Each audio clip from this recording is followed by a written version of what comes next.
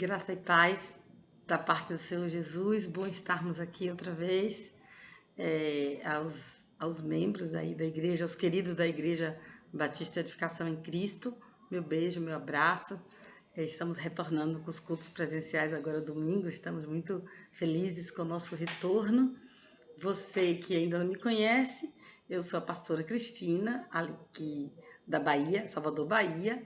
Eu pastoreio na igreja IBEC, na Boca do Rio, juntamente com meu esposo, Jorge Luiz, e hoje estamos aqui para trazer uma palavra de Deus para a sua vida, que eu tenho certeza que essa palavra vai trazer algo de muito especial para o seu coração, para o seu viver.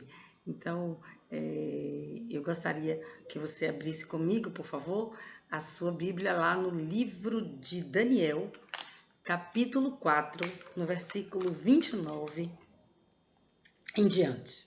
Deixa eu ler para você. Daniel 4, 29.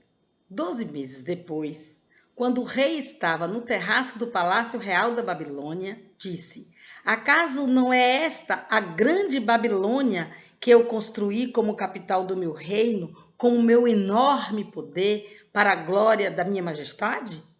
As palavras ainda estavam nos seus lábios, quando veio do céu uma voz que disse: é isso que está decretado quanto a você, rei Nabucodonosor. Sua autoridade real foi tirada.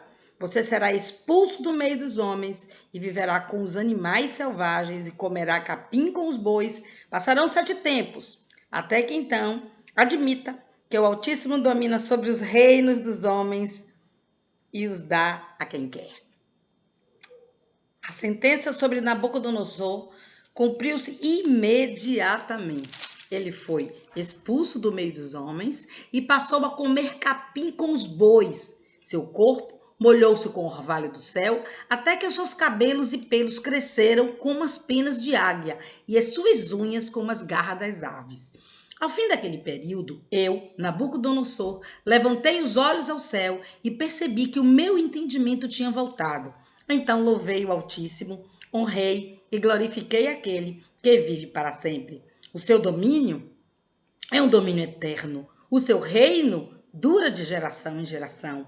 Todos os povos da terra são como nada diante dele. Ele age como lhe agrada, com os exércitos dos céus e com os habitantes da terra. Ninguém é capaz de resistir à sua mão ou dizer-lhe: o que fizestes? Naquele momento, voltou-me o entendimento e eu recuperei a honra, a majestade e a glória do meu reino. Meus conselheiros e os nobres me procuraram, meu trono me foi restaurado, a minha grandeza veio a ser ainda maior. Agora eu, Nabucodonosor, louvo, exalto e glorifico o Rei dos Céus, porque tudo o que ele faz é certo e todos os seus caminhos são justos. É ele quem tem o poder para humilhar aqueles que vivem com arrogância. Deixa eu orar por você. Senhor, essa é a tua palavra que é viva, poderosa, eficaz, ela não volta vazia. Que essa palavra venha nos ensinar, venha nos exortar, venha, Senhor, nos cuidar. Que essa palavra, Senhor, venha fazer com que, a partir dela, algo de muito poderoso aconteça em nossas vidas, a fim de alcançarmos os rumos que está proposto no seu coração para as nossas vidas. Repreende toda força contrária que quiser impedir o entendimento daqueles que ouvem. Pai, repreende todo poder contrário que venha se levantar contra o entendimento desta palavra e que aqueles, Senhor, que tu queres que estejam aqui para ouvir possam ser atraídos. O teu Espírito Santo faça uma grande obra na vida de todos quantos nos ouvem, em nome de Jesus. Amém. Irmãos, eu queria, antes de tudo, compartilhar com vocês o contexto de que estava acontecendo tudo isso. Quando a Bíblia diz aqui, 12 meses antes. 12 meses antes de quê? 12 meses antes, ou seja, um ano, Nabucodonosor teve um sonho, né? E você sabe que Daniel tem o dom de interpretar sonhos e foi chamado pelo rei para interpretar o sonho dele. Esse sonho que o rei teve, se tratava de uma grande árvore. Era uma árvore tão grande que chegava a tocar os céus e ela era vista amplamente por todos, tal qual era a sua magnitude. Esta árvore, ela tinha muitas folhagens, frutos, todos se alimentavam daquela grande árvore. Os animais, por sua vez, vinham para debaixo daquela árvore e ali ficavam abrigados. Então era uma árvore maior e mais vistosa do que as demais árvores. E este sonho falava que aparecia um anjo e decretava, mandava que os sentinelas cortassem essa árvore, derrubassem essa árvore. E então deixasse apenas um toco, né? Um toco com as raízes. E esse foi o sonho de Nabucodonosor. Então ele ficou muito ansioso e ele foi procurar Daniel e pediu interpretação. E o nosso querido Daniel, nosso estadista, homem de Deus, profeta, ele disse para o rei do que se tratava o sonho. Ele disse com muito zelo, com palavras com muita sabedoria, mas disse ao rei que essa árvore lindíssima, frondosa e frutífera, que estava ali no centro da terra, alimentando a todos, era ele, o grande império dele, né, babilônico, e que ele ia ser abatido, mas que, contudo, ele não seria destruído de vez, ficaria ainda a raiz, né, e representada a raiz do toco, para que depois fosse restaurado o reino dele, e que ele iria sair do convívio dos seres humanos, e ser expulso do meio dos seres humanos, e ia passar a viver com animais ali na relva, ali no orvalho, comendo capim. Essa foi a palavra que foi dada. E nosso Daniel, após ter dado a palavra, dá um conselho. Olha, rei, para que tudo isso não aconteça, mude. Olha, rei, vou até ler para você o conselho do nosso querido Daniel. Um minuto só. Renuncia aos teus pecados e a tua maldade. Pratica a justiça. Tem compaixão dos necessitados. Talvez, então, continues a viver em paz. Mas passa-se 12 meses e o rei não muda, muito pelo contrário, ele se torna mais arrogante, ele se torna mais orgulhoso.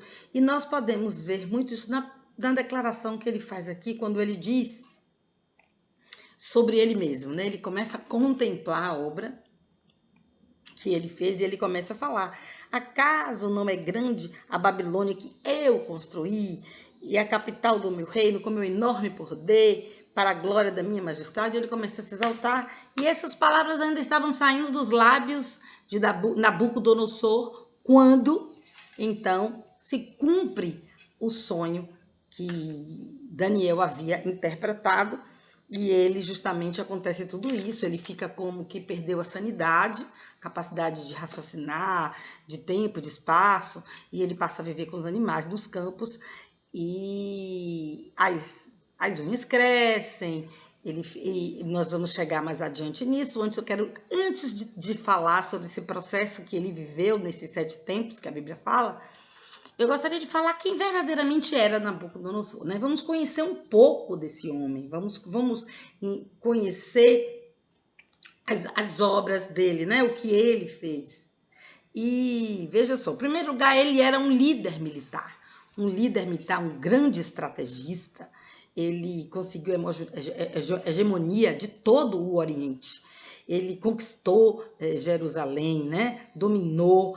Ele era um homem brilhante, absolutamente brilhante. Ele aniquilou com os fenícios, né? Os egípcios. Então, verdadeiramente, ele era o homem mais poderoso daquele tempo e Babilônia era a nação, a potência mundial do momento, né? E aí, então, ele começa a contemplar, né, suas obras, porque, além de tudo, ele teve obras realmente as conquistas dele foram tremendas, né? Como eu lhe falei, além de ele ter derrotado o exército egípcio, ele conquistou a Fenícia, a Síria, esse território da Sicília. Ele cercou a cidade de Tiro por 13 anos, né? Ninguém saía, ninguém entrava, dominou tudo por 13 anos. Imagine, né? Ele construiu muralhas para proteger a capital da Babilônia, ele reformou templos religiosos, ele construiu o grande Jardim Suspenso da Babilônia, uma das 7 maravilhas do mundo antigo. Na época era de um avanço, aquela aquela arquitetura que ele fez era de um avanço. Estava na terceira maravilha do mundo antigo, né? Entre as sete. Ele quem construiu. Ele construiu para agradar a sua esposa, que desejava. Ele fez esse jardim suspenso. E ele fez beneficiou com muitas coisas. Ele construiu o zigurante em formato de pirâmide, né? Com muitos metros de altura. Então, era um homem que era avançado na forma de construir. Contribuiu com a civilização naquele tempo ali. Então, ele era um homem que até irrigação ele fez melhoramentos em relação à irrigação, né? Melhorias do sistema de irrigação, quero dizer, melhor. Então, e ele sabia e ele via o resultado das conquistas dele, não só como o seu poder bélico, o seu poder estrategista, né, de guerra, de homem, de militar de guerra. Ele via as grandes conquistas das outras potências, ele sabia o quanto ele era temido, respeitado, as riquezas dele eram assombrosas, né? E ele sabia disso. E tudo isso veio ao coração dele até que no momento que nós começamos a leitura, onde ele começa a olhar a sua obra e a dizer do grande poder que ele tem, da grande glória que ele tem e da grande majestade que ele tem. E aí Deus vai e pega Nabucodonosor e ele vai passar por um tratamento. E o nosso tema hoje é: o tratamento dói, mas a cura traz o alívio.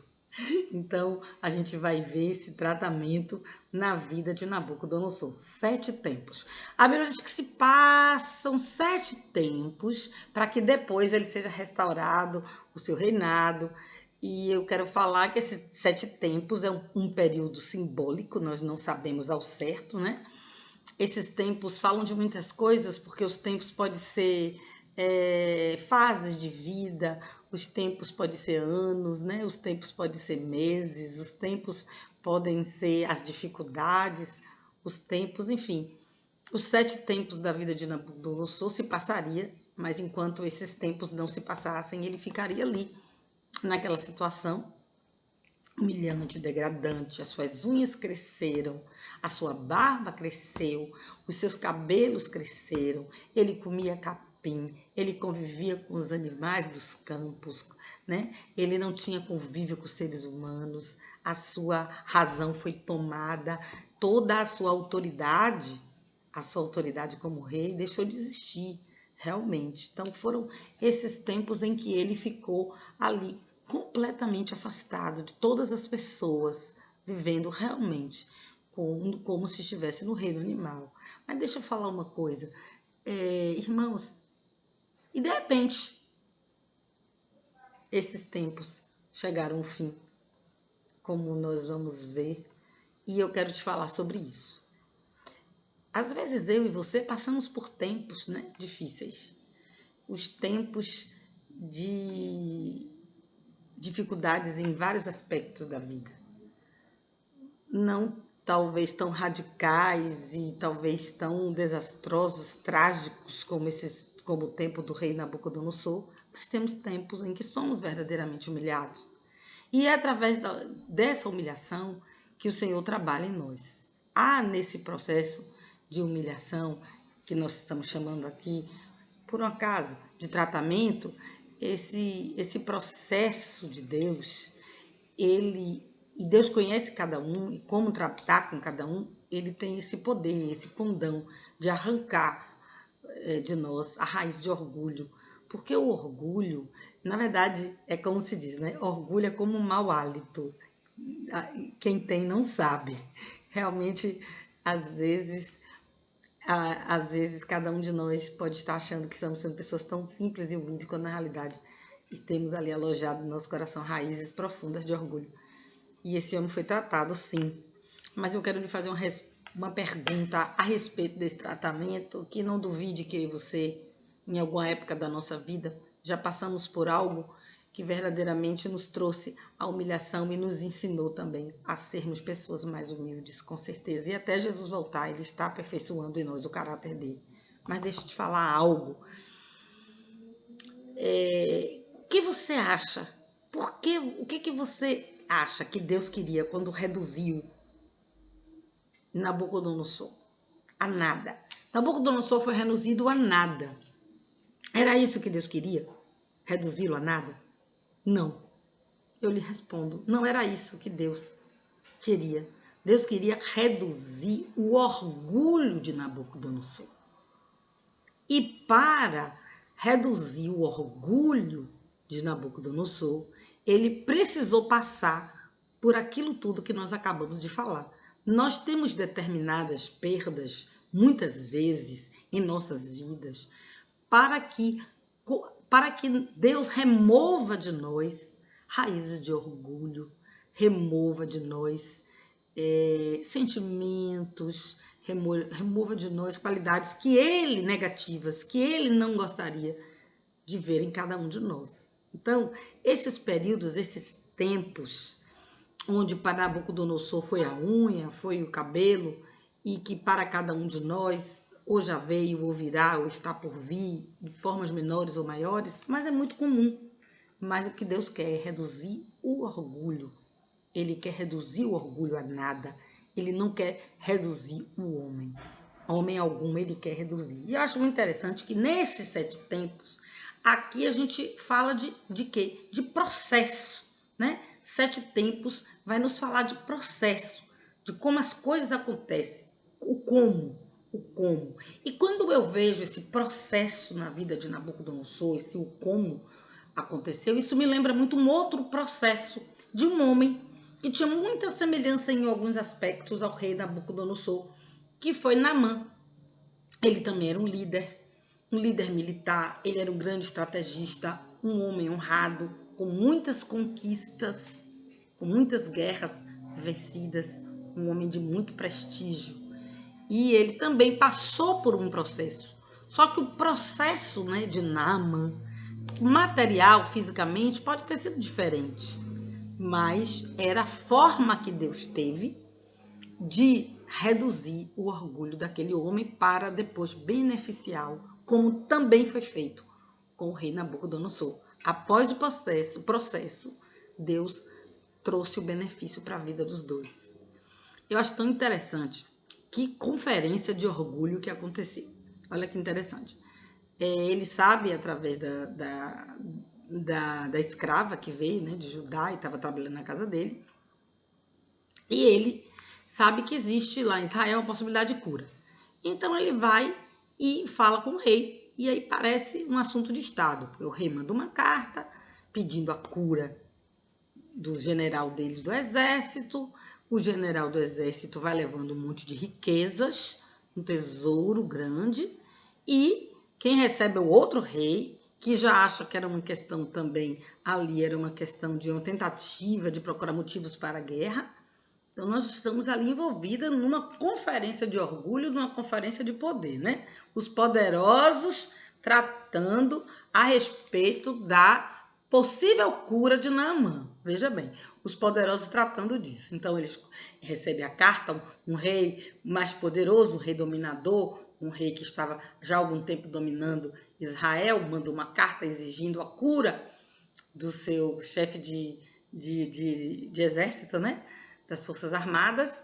O outro rei se preocupa como atender um pedido para evitar uma guerra, mas não sabe como fazê-lo, como curar o homem da lepra. E em meio a isso tudo, Naamã já está preparando os seus tesouros para comprar essa cura, para dar ao seu curador, ao seu curandeiro, ao seu médico, sei lá quem é, a paga pela cura da vergonha da vida dele. Interessante. Fica esse congresso todo e ele fica desesperado, o rei. Ele fica desesperado, o rei. E como é que eu vou curar esse homem? É guerra que eles querem. Nisso, o profeta Eliseu, ele fala, olha, eles vão saber que há profeta em Israel, porque a causa era uma causa absolutamente espiritual, a causa era uma causa que os reis não poderiam resolver, as estratégias de guerra muito menos, mas era uma causa que só Deus poderia resolver e aprove o Senhor usar o servo dele, o profeta Eliseu. Então, assim, tem assuntos que o poder, que a honra, que a glória, que a fama, que o prestígio, que a coragem, que tudo não resolve, né? Deus, ele tem todo domínio, conforme disse Nabucodonosor. E ele fala assim, olha, vem que eu vou resolver essa situação de vocês. Então aí Eliseu vem e manda ele tomar um banho lá, mergulhar 7 vezes no Rio Jordão. Manda esse recado para o Naamã, o general Naamã. E Naamã se ofende profundamente, fica com seu orgulho ferido, porque na realidade, como um grande estadista que ele era, como um homem poderoso, ele era na realidade o primeiro homem ao lado do rei. Como que poderia ele, né, que imaginava uma honra, ele talvez imaginasse, se a gente pudesse contextualizar o Instagram, as redes sociais, o agora Israel, através do profeta Eliseu, vai curar o homem que venceu tantas guerras para a Síria, o condecorado, o maravilhoso, o grande estrategista Naamã. E aí ele tocaria na lepra, a lepra ia aparecer, então imagine isso nos zaps, correndo, né? Então assim, aquela coisa, ele imaginava algo glorioso, afinal de contas ele era um homem de muito prestígio, e de repente Deus manda através do servo dele, através de um simples recadinho, né? Pelo servo, vai lá, 3 vezes, banha lá meu filho, banha ali 7 vezes no rio, lá no Rio de Jordão. A ofensa é muito grande. Imagine, eles eram muito fanistas. Imagine a Síria poderosa que dominava tudo. Os rios maravilhosos, Farfá, Abana. Iria o quê? Mergulhar nesses rios aqui é horrível, essas águas sujas do Jordão. Não vou. Tem rios muito melhores na minha terra. Minha terra que conquista tudo. O que esse cara pensa que é? E resolve voltar, cheio de orgulho, né? Então, assim, porque as coisas do homem, a forma do homem agir, para tudo é muito diferente das coisas de Deus. O que Deus estava propondo ali para Naamã não era apenas a cura física, a cura da sua doença de pele, da lepra. Não, mas o que Deus estava propondo ali para Naamã era a cura do próprio orgulho. Era ele descer até entender que ele era igual a todo mundo, né? E que ele não estava acima de ninguém. Por isso que o Senhor permitiu e o deixou tão vulnerável quando teve uma doença tão maldita para aqueles tempos, como a lepra.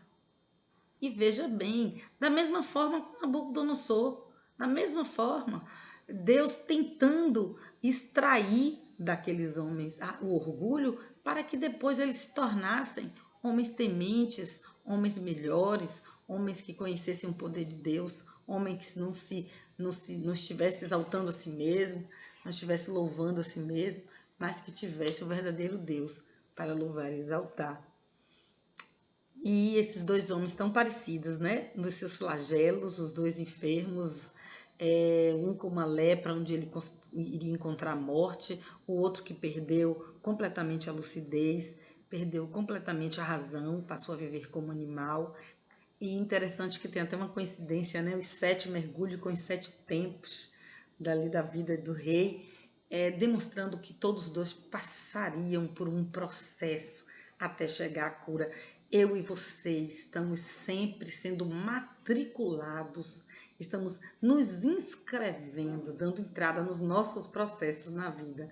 Esses processos que Deus nos permite, que Deus nos elabora para as nossas vidas, para que através desses processos Deus trabalhe em cada um de nós, ainda que Ele nos arranque, né, aquilo que seja de mais precioso, ou como no caso de Nabucodonosor, né, tirou aquilo que ele tinha mais orgulho, tirou o rei, mostrou a ele que ele não era o grande, que ele não era o rei, que ele não era substituível, que ele não construía nada, mostrou isso a ele. Da mesma forma também, como expôs a vergonha de Naamã ali naquele 7 mergulho, onde todas as pessoas, os seus servos, onde quem estava presente pôde ver a sua nudez, a sua lepra maldita, né? Pôde ver ele se submetendo naquela nação que era considerada uma nação mais fraca, né? Militarmente falando, uma nação que já tinha sido dominada pela Síria,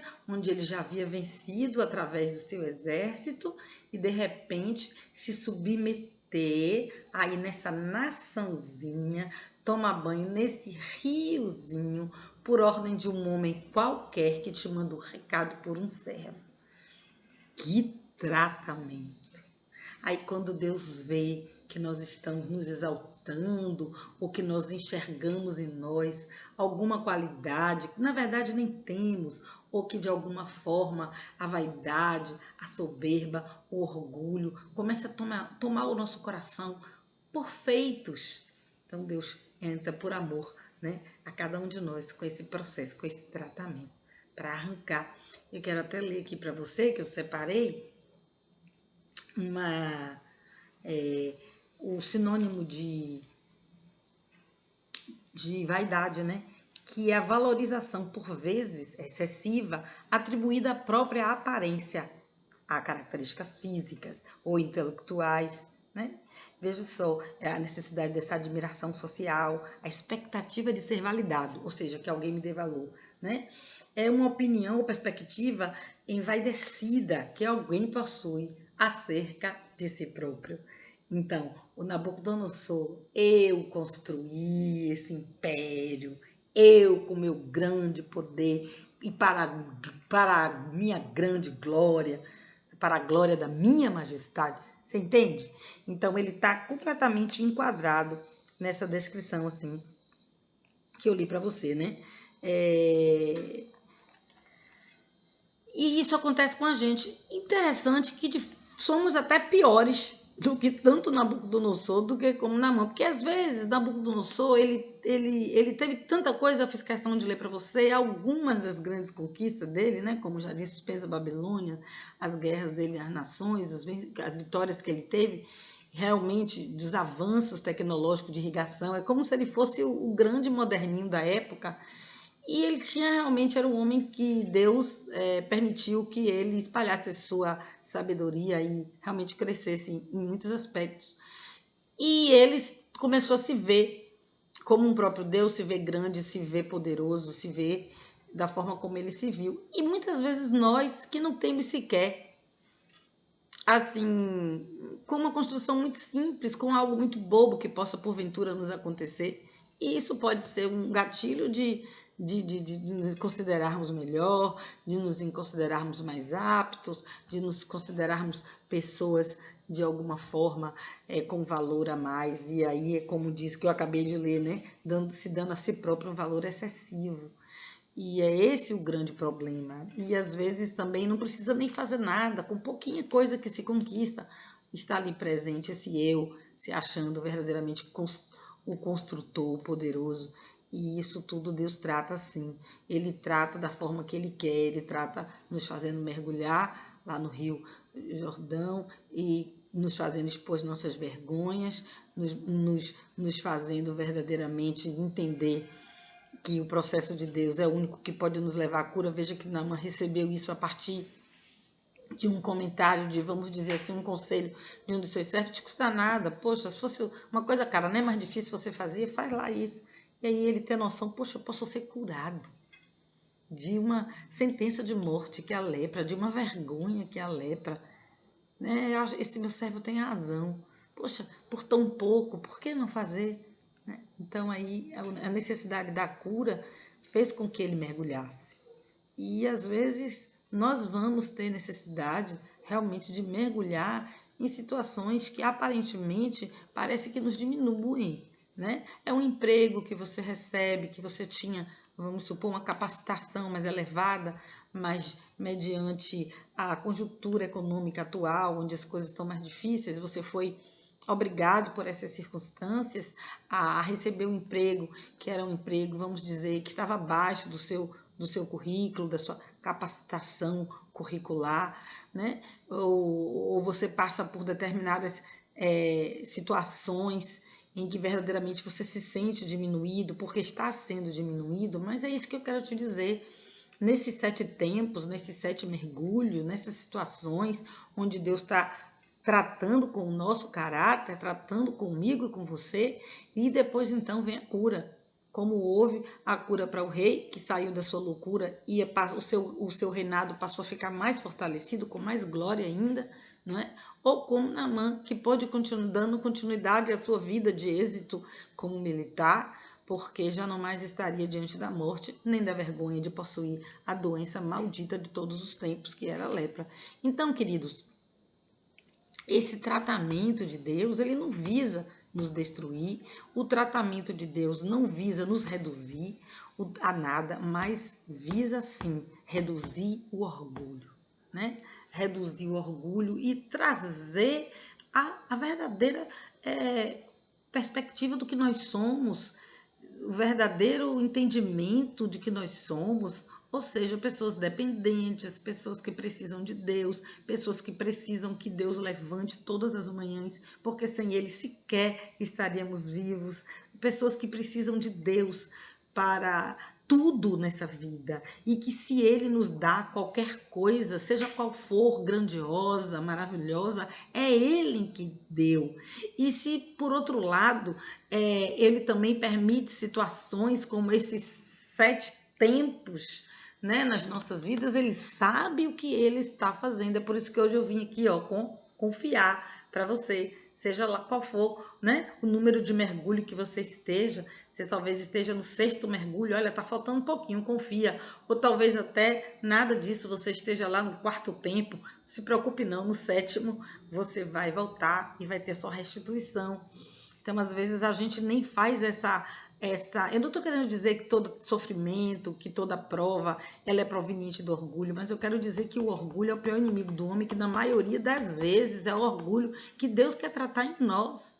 E Deus trata mesmo, por amor, né? Deus trata mesmo. Aonde iria parar esse Nabucodonosor se ele nunca seria aquele homem que... Eu quero até te mostrar claramente aqui na Bíblia a diferença da declaração dele antes dos 7 tempos e depois dos 7 tempos, como esse processo, esse tratamento realmente transformou a forma de pensar daquele homem, consequentemente do seu viver. Olha só o que eu quero te dizer. Olha, na primeira declaração, o que é que Nabucodonosor diz? Ele diz assim: acaso não é esta a grande Babilônia que eu, olha o eu, né? O ego, eu construí como capital do meu reino, com o meu enorme poder, né? E olha, ele se excessivamente se valorizando para a glória da minha majestade, né? Dele como rei. Então, veja só. Então, irmãos, essa é a primeira declaração. Agora, deixa eu dizer a segunda declaração. Quando ele abre os olhos e passa a ter entendimento, ele deixa de viver como animais, né? Como os animais, e ele... Por um momento ele tem um entendimento, ele glorifica aquele que vive para sempre, né? Eu, Nabucodonosor, é um relato, levantei os olhos ao céu, percebi que o meu entendimento tinha voltado, então louvei o Altíssimo, honrei e glorifiquei aquele que vive para sempre. Agora, olha a declaração dele. O seu domínio é um domínio eterno e o seu reino dura de geração em geração. Todos os povos da terra são como nada diante dele. Você entende que ele entendeu que ele era um nada também, que tudo é nada diante de Deus. E ele se colocou no lugarzinho dele, né? Ele se coloca no lugar de Deus. Interessante duas coisas. Na primeira declaração, quando ele estava se autoexaltando no máximo do seu orgulho, da sua soberba, da sua vaidade, ele ainda estavam as palavras saindo dos seus lábios quando se cumpriu a sentença e ele já foi retirado, a autoridade dele de rei foi tirada, ele foi levado para longe dos seres humanos, foi viver como um animal. Na segunda declaração, ele já, depois dos 7 tempos tratados, as unhas já cresceram, os cabelos já cresceram, a barba já cresceu, ele já comeu capim, ele já ficou orvalhando ali durante a noite, recebendo aquele orvalho, ele já passou pelos 7 tempos dele, não é? Quando, de repente, ele declara a grandiosidade de Deus, ele declara que ele depende de Deus, ele declara que Deus é o maior, ele declara a grandeza de Deus. Quando ele declara tudo isso no versículo posterior, 36, a Bíblia diz, naquele momento voltou-me o entendimento. O próprio Nabucodonosor relatando. Justamente naquele momento voltou o entendimento, voltou a honra, voltou a restauração. Aqui os amigos vieram procurá-lo, o reino dele ainda cresce, tudo lhe é restituído. Da mesma forma de quando ele se viu ali, dono de toda a situação, cheio do orgulho de Deus, ele também foi tomado da sua grandeza e colocado ali com os animais. Então, é muito interessante você ver que nós na realidade, vamos colher muito daquilo que nós, nas nossas vidas, o que nós pensamos de nós, é isso que eu quero dizer. O que nós pensamos de nós vai fazer toda a diferença naquilo que Deus quer que nós vivamos, pensamos. Porque quando você começa a achar que você é alguma coisa, quando você e eu começamos a achar que nós temos muito valor, ou até mesmo nos comparando, nos achando melhor, não é? Significa, então, irmãos, nesse momento que o Senhor está vendo em mim e em você uma necessidade de um tratamento. Para algumas situações, o tratamento pode ser um tratamento de choque como esse lá de Nabucodonosor, algo terrível. E para como foi o tratamento de Naamã também, que foi um tratamento onde ele se expôs muito, né? Mas de alguma forma será um tratamento, pode ser algo pequeno, uma pequena perda, mas de qualquer forma eu quero ler para você aqui, porque eu acho que tanto de alguma forma, para todo mundo, para mim, para você, para todo mundo, esse versículo é quem vai dar a diretriz de tudo que nós estamos falando aqui, que é o Provérbios 29, versículo, deixa eu ler para você aqui, ó.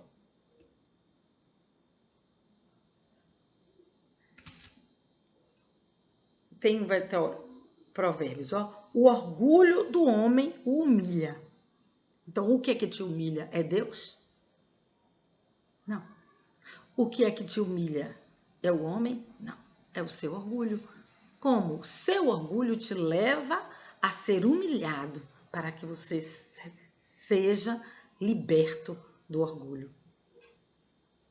Então, mas o espírito humilde obtém honra. Obtém honra. Meu Deus, que coisa tremenda, né? A gente entender que é o orgulho que nos humilha. O inimigo, sabe? Tudo pode acontecer em função, mas a origem é o orgulho. O que foi que levou Satanás a pecar, a cair do seu poder, né? De chefe de louvor lá no céu? O que foi o orgulho. Ele queria ser maior que Deus. Ele não se submeteu a Deus, ele queria ser melhor que Deus. E aí ele trama. E o que é que vem aí? O orgulho. O que é que vem aí? O orgulho. Quando Caim matou Abel, o que é que vem aí? O orgulho. Como que a minha oferta não teve valor, mas a dele teve? É orgulho, sabe? Atrás de todo pecado sempre tem o orgulho atuando. Quando você contende com alguém, o que é que tem ali? Orgulho. Quando você fala grosso com alguém, o que é que vem atrás dali? O orgulho. Não é verdade? Quando você e eu somos maledicentes, o que é que está operando ali? O orgulho.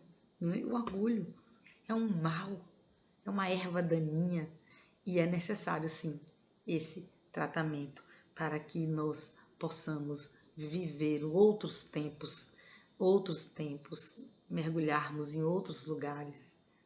E existe um outro também que está lá em Mateus 23, 12, deixa eu ler para você também. E o que a si mesmo se exaltar será humilhado, e o que a si mesmo se humilhar será exaltado. É difícil demais, né? E a Bíblia diz assim, meu Deus do céu, como é difícil. Sei como Jesus diz assim, aprendei de mim que sou manso e humilde, né? É difícil, né? Mas isso é verdade, mas não tem outro caminho, não. O Espírito Santo vai nos conduzindo. Um dos caminhos que eu conheço, meu querido, minha querida, é o arrependimento. É nos arrepender da forma como falamos em alguma situação e nós pedirmos a Deus, então, que Ele nos perdoe, nos renove e olharmos para tudo que Ele tem feito na nossa vida e ver que sem Ele nós não seríamos nada. Tudo que nós temos, tudo que nós somos, tudo, tudo, tudo, tudo, pela misericórdia, pela graça infinita de Deus, né? Termos esse reconhecimento, termos essa certeza, olharmos que todos nós estamos no mesmo barco, conduzido por Jesus. Não há melhores e não há piores. Há filhos. Existem simplesmente filhos. E a minha oração é que eu, de todo coração, eu oro por mim, eu oro por você, que nós de alguma forma consigamos permitir que Deus arranque de nós toda essa matéria que está ali sendo fabricada em nós, que vai produzir coisas tão ruins, né? A partir dela, que é o orgulho. Isso que está infiltrado nos nossos corações, muitas vezes, na nossa forma de ser, né? Precisamos combater esse sentimento que leva ao preconceito, que leva a tanta coisa que o próprio Deus repugna. E eu quero orar por você agora, sabe? Eu quero orar por nós, para que nós possamos viver o melhor de Deus, sim. Que nossos propósitos não sejam retardados, que as nossas bênçãos não sejam retidas, sabe? Que nada nos seja tirado, que nós não precisemos estar ali vivenciando o mergulho para nossa lepra ser sarada, porque simplesmente nós vamos estar insistindo em aprender com Jesus, a sermos humildes a cada dia, buscando sabedoria a cada fala. Vai ser difícil? Vai. Você vai cair? Vai. Você muitas vezes não vai achar que não é com você? Vai.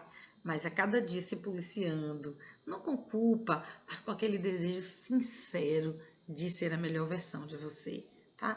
Para de se comparar, para de humilhar, para de se sentir tal, para de falar, sabe? Tudo isso que você sabe, falar do outro, se engrandecer através da derrota do outro. Tudo isso só vai prejudicar os nossos caminhos. E eu quero orar por você, sim.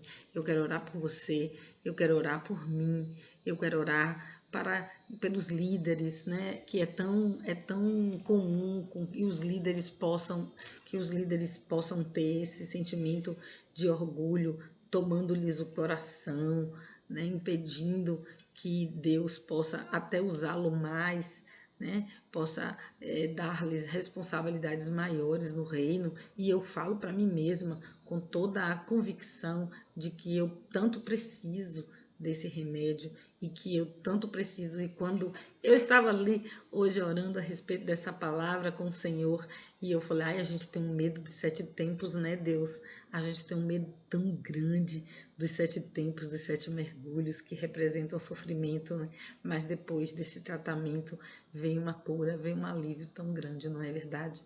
Então, não adianta, a gente tem que entender, enfrentar com Deus os nossos mergulhos, os nossos tempos, para que nós saiamos curados, para que nós saiamos melhores e possamos usufruir o melhor que Deus tem para nós nas nossas vidas, em nossas famílias, nos nossos sonhos, na concretização dos nossos sonhos, nos nossos ministérios. Olha só, né? Fecha seus olhos agora. Vamos orar. Senhor, nós não somos nada, nada, nada, nada. Somos verdadeiramente, Senhor, pessoas vulneráveis e precisadas de Ti, que nessa hora levantam clamor aos céus, te suplicando, Senhor, que venha remover de cada um de nós toda a raiz de orgulho, que traz problema, que traz, Senhor, tanta dificuldade nos meios. Eu queremos te pedir, Senhor, que se necessário for até mesmo que nós passemos por esses 7 tempos, que não é do nosso desejo, gostaríamos muito de aprender, nos arrepender, ouvindo o conselho de Daniel. Pai, Daniel aconselhou, o rei não ouviu, mas nós queremos ouvir o teu conselho para não precisarmos passar por tudo que Nabucodonosor passou através da sua arrogância, porque também não ouviu aquele conselho. Queremos ser justos, Senhor, queremos ser pessoas pacíficas, pacíficas, queremos ser pessoas mansas, tolerantes, queremos ser pessoas, Senhor, em que Tu possas verdadeiramente depositar responsabilidades do Teu reino, porque não traremos para nós a glória, não traremos para nós a honra, não, Senhor, em nome de Jesus, Pai. Eu quero te pedir hoje, agora, cada um de nós humilhados diante de Ti, sara-nos, Senhor, ajuda-nos, Senhor, abençoa-nos, Senhor, em nome de Jesus. Obrigada por Tua palavra, a Tua palavra que nos liberta, a Tua palavra que nos cura. Recebemos essa palavra como uma verdadeiro bálsamo nas nossas vidas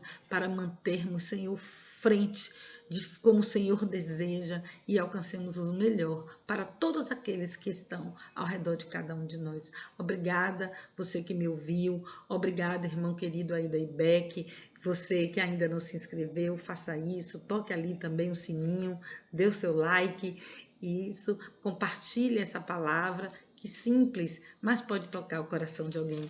Deus te abençoe e te guarde, Deus faça resplandecer o rosto sobre si. O Senhor tenha misericórdia de ti, o Senhor tenha misericórdia de mim e que o Senhor nos dê